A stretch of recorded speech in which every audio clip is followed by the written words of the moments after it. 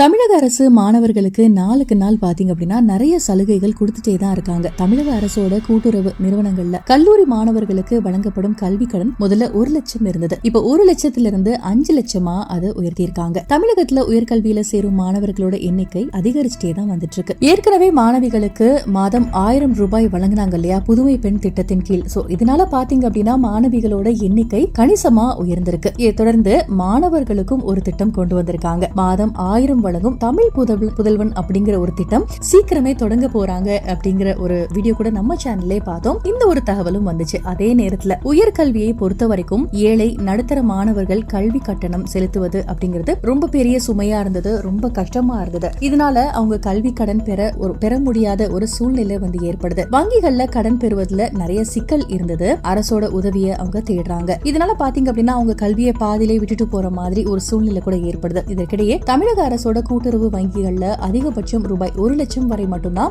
கல்வி கடன் இதுவரைக்கும் கொடுத்துட்டு இருந்தாங்க. அது மட்டும்தான் அனுமதிக்கப்பட்டிருந்தது. இந்த சூழல்ல அரசோட பல்வேறு திட்டங்கள் காரணமா மாணவர்கள் அதிக அளவுல உயர்கல்வியில சேருவாங்க அப்படிங்கறத கருத்துல கொண்டு கூட்டுறவு துறை மூலமா வழங்கப்படும் கல்வி தொகையோட அளவை இப்போ தமிழக அரசு 5 லட்சமா உயர்த்தியிருக்காங்க. இது கண்டிப்பா ஒரு வரவேற்கக்கூடிய ஒரு திட்டம் அப்படின்னே சொல்லலாம். இது குறித்து கூட்டுறவு துறை அமைச்சர் KR பெரிய கருப்பன் வந்து அவர் வெளியிட்ட செய்தி குறிப்புல என்ன சொல்லியிருக்காரு அப்படின்னா, புத்தகம், விடுதி, உணவு, பயிற்சி உள்ளிட்ட வகைகள்ல கல்வி கட்டணங்களை செலுத்த ஏதுவா மாணவர்களுக்கு கூட்டுறவு நிறுவனங்கள் மூலமா ரூபாய் 1 லட்சம் வரைக்கும் கல்வி கடன் வழங்கப்பட்டு வந்துச்சு. முதல்வர் ஸ்டாலின் உத்தரவுப்படி இப்போ இந்த கல்வி கடன் ஆகப்பட்டது 5 லட்சமா உயர்த்தப்பட்டிருக்கு. மாணவர்கள் பயிலும் காலம் முடிஞ்சு 6 மாதங்கள் கழித்து அடுத்து வரும் 5 ஆண்டுக்குள்ள இந்த கடனை திருப்பி கொடுக்கணும். இதுக்கான அதிகபட்ச வட்டி 10% அப்படின்னு சொல்லியிருக்காரு. அங்கீகாரம் பெற்ற பட்டய படிப்பு, இளங்கலை பட்டப்படிப்பு, அதே மாதிரி முதுகலை பட்டப்படிப்பு, தொழில்முறை படிப்புகளுக்கும் கூட்டுறவு நிறுவனங்கள் கல்வி கடன் கொடுக்கறாங்க. முதல் ஆண்டு மட்டும் இல்ல, 2-3 ஆண்டு கல்லூரி மாணவர்களுக்கும் கல்வி கடன் வழங்கப்படுது. அதே மாதிரி தமிழ்நாடு சிறுபான்மையினர் பொருளாதார மேம்பாட்டு கழகத்தால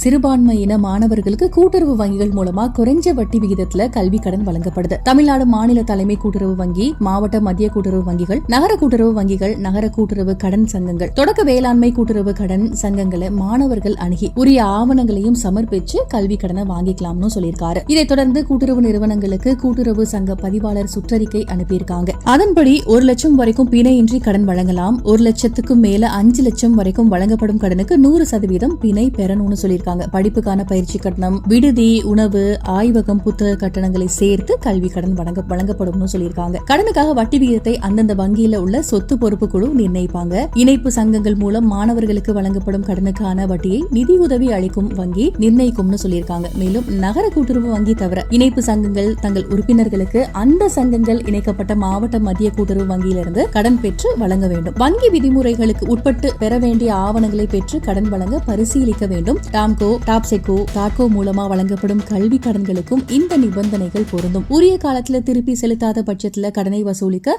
இந்த கடன்களுக்கு பின்பற்றப்படும் சட்டப்பூர்வ வழிமுறைகள் இதுலயுமே பின்பற்றப்படும் சொல்லியிருக்காங்க. இந்த ஒரு திட்டத்தால பாத்தீங்க அப்படின்னா மாணவர்களுக்கு நிறைய பயன் இருக்கு. நிறைய பேர் பயன்பெறுவாங்க. நீங்க இதை பத்தி என்ன நினைக்கிறீங்க அப்படின்னு உங்களோட கருத்துக்களை மறக்காம கமெண்ட் செக்ஷன்ல ஷேர் பண்ணுங்க. இந்த மாதிரி மோர் அப்டேட் நம்ம சப்ஸ்கிரைப். Thank you.